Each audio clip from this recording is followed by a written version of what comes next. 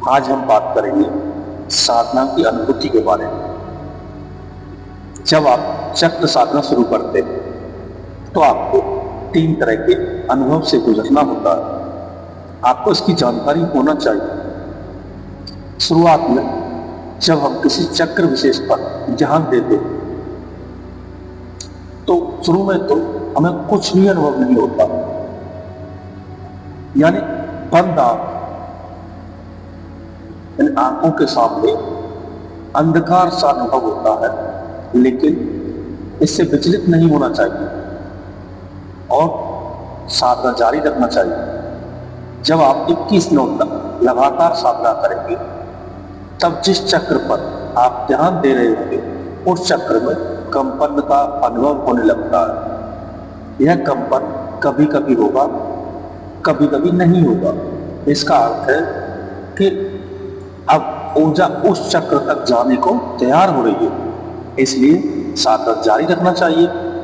नियम तौर पर थोड़ी और साधना करने पर ऐसा होने लगेगा कि जैसे ही आप उस चक्र पर ध्यान ले जाएंगे उसमें कंपन होने लगेगा।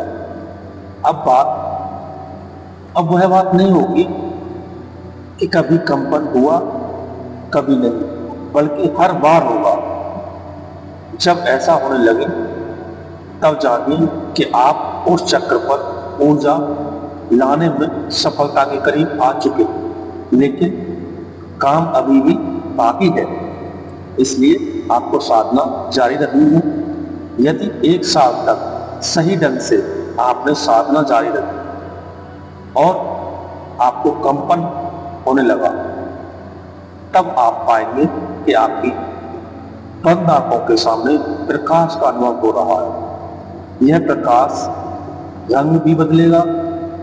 इसके बाद जैसा हर बार साधना में कंपन की शुरुआत हुई, वैसे ही प्रकाश की भी होने लगी।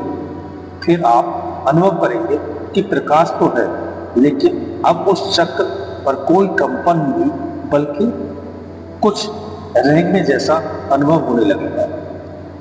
उसका अर्थ है कि अब ऊर्जा उससे ऊपर के चक्रों की ओर बढ़ना शुरू हो चुकी है। फिर इसी तरह एक एक करके आपको अन्य चक्रों की साधना करनी है। चक्र में बाधा होने का सीधा असर आपको उस चक्र से जुड़े भाव से देखने को मिलेगा। जैसे मूलाधार चक्र काम वासना के भाव से जुड़ा है, तो काम का अत्यधिक भाव उत्पन्न होने का सीधा अर्थ है कि व्यक्ति की ऊर्जा इसी चक्र में अवरुद्ध है। ऊर्जा में अवरोध से नकारात्मक भाव अधिक उत्पन्न होते हैं। जैसे कपड़े बहुत टाइट हों, हम उनसे मुक्ति होने का प्रयास करते हैं, उसी प्रकार नकारात्मक ऊर्जा से संबंधित भाव उत्पन्न होने से हमारा मन भी सिकुड़ता है, तो हमें घुटन अनुभव होती है।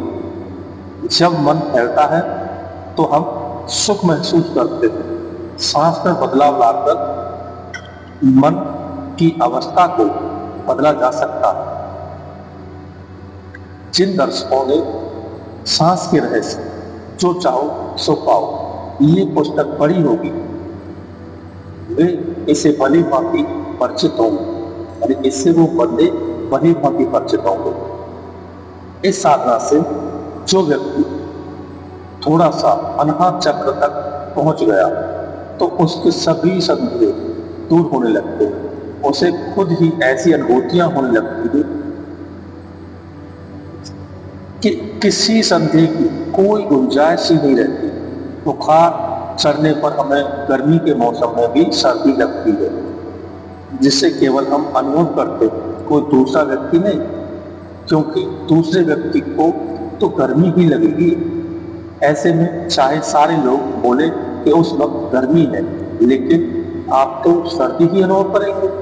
आप सर्दी लगने के अनुभव का संदेह नहीं कर सकते, क्योंकि उसे आप महसूस कर रहे होते हैं। इसी प्रकार ऊर्जा के उदरगमन की अनुभूति भी केवल उसी व्यक्ति को होती है जो साधना से इसे हासिल करता है। इसके बाद जो व्यक्ति विशुद्ध चक्र तक पहुंच गया तो उसके आगे उसे किसी से कुछ और जानने समझने की जरूरत नहीं बचेगी। उसके बाद का सारा काम आपके भीतर मौजूद सद्गुरु करवा देंगे। धन्यवाद मित्रों, हम मिलेंगे आपको अगली वीडियो में। बने रहिए आप हमारे चैनल पर और इसी तरीके की और जानकारी के लिए आप हमारे चैनल को सब्सक्राइब भी कर सकते हो और वीडियो आपको हमारी पसंद आती है तो उनको आप लाइक भी कर सकते हैं, अपने दोस्तों के साथ शेयर भी कर सकते हैं। धन्यवाद।